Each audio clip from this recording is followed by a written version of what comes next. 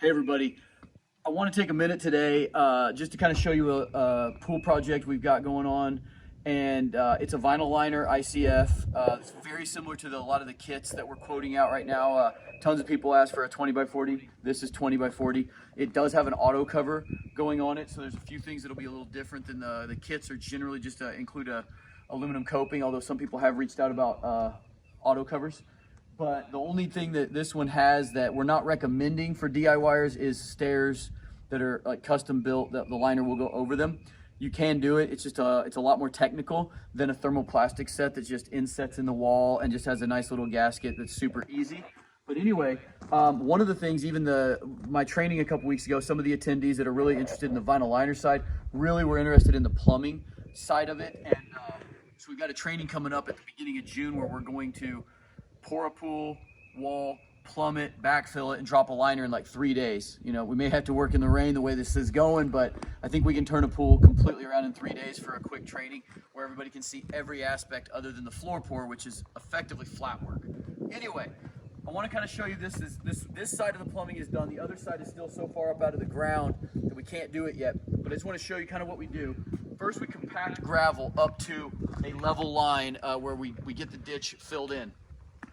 We label all of our plumbing just to keep it straight. As you see, we've got the skimmer, main drain, and returns are all labeled because I will bring them up out of the ground in a certain order and a certain orientation.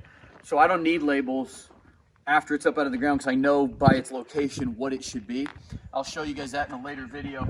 But we have 2-inch lines running to a bunch of 1.5-inch returns. You can see them on the other side of the pool. They're the rubber gasketed return wall fittings that are normal for vinyl liners. Little different than concrete gunite pools or our ICF monopores that we're going to plaster or eco finish. With vinyl liners, you just have gaskets on everything. The skimmers have a cork gasket that goes inside and out that sandwiches the liner. The returns just have a little rubber gasket. Main drains have 2 cork gaskets. I'll link a video right here to a detailed liner drop I did last year where I show a lot of that, but the plumbing was already done on that pool.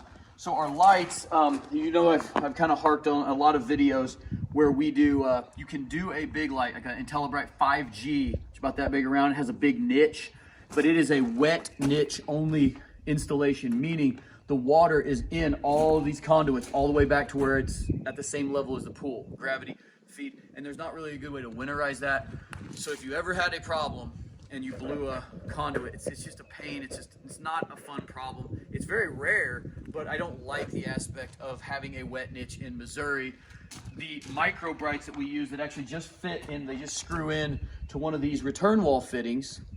They can be dry installed. You can leave them wet niche where the water fills in the conduit, but a lot of our pools, our equipment's below grade. So in theory, you could drain the pool with a leak like that. So we tend to always do the dry. It's just a little rubber O-ring that snaps into the back of the light to seal it up. So we have 2 of those on each side of the pool. You can see we come through with a regular return wall fitting, which is 1.5 inches, and then we graduate it down to a 1-inch PVC conduit, and that will run back to the Easy Touch panel. As you know, that's mounted in this pool has a pool house, and it'll have a little area where the pool equipment sits, and that'll all come up right into the panel. So and the micro brights come with 100 or 150 foot wire, so you typically don't have to have any junctions or anything. But that's basically it on the plumbing. The skimmer is a normal vinyl liner skimmer. As you see, we just foam it into the back of the ICF wall. We just carve it in. That's probably the most custom thing we have to do to make a, this is a normal skimmer that would go on a steel or vinyl wall pool for a vinyl liner, plastic wall or steel wall pool. And we just have to install it in the ICF wall, kind of custom. But it's not hard. But you can see over here, I'll hop up on the wall real quick and show you. But you can see this is how we do the stairs when we're customizing them. Again, normally if you're going to do a kit, I wouldn't recommend this. It's a good bit of work. And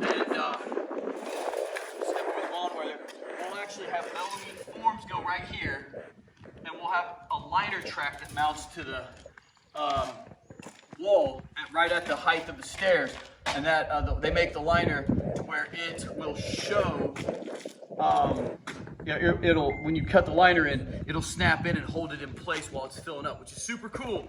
But you've got to be absolutely perfect on your measurements. So it's not often that we're going to recommend that unless somebody's really, really comfortable with masonry work or knows somebody who is, because those thermoplastic stairs, durable and ultra easy to install. So anyway, just thought I'd do a quick video on the plumbing side of these pools. Really easy. You just want to take your time, get it right, because once it's buried, it's not fun to fix. So anyway, I got some really cool content coming the next couple weeks if the rain will just hold off. My partner Zach was going to be eco finishing today. We were going to shoot that, and as you can see from the sky, it rained for the third day this week, like every week for the last month. So we'll be getting all that stuff to you as soon as it's a little drier, and I'll see you next time.